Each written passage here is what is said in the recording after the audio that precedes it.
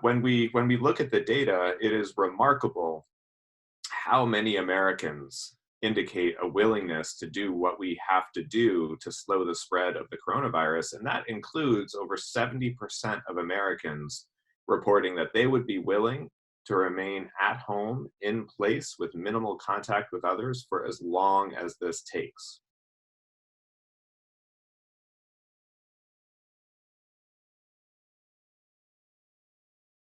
It suggests is that people are ready and waiting to hear from political leaders a strong and resolute message that reflects the guidance that public health experts are giving us.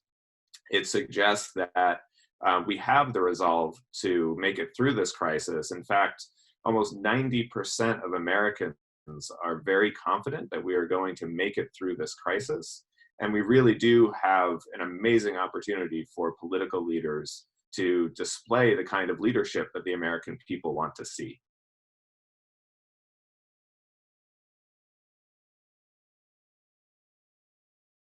What surprised me and really made me quite glad was that um, the vast majority of Americans really see a fundamental connection between their own health and welfare and the health and welfare of the broader community. What this says to me is that despite our crisis, people are really thinking not just in terms of their own self-interest, but in the interest of the community as a whole.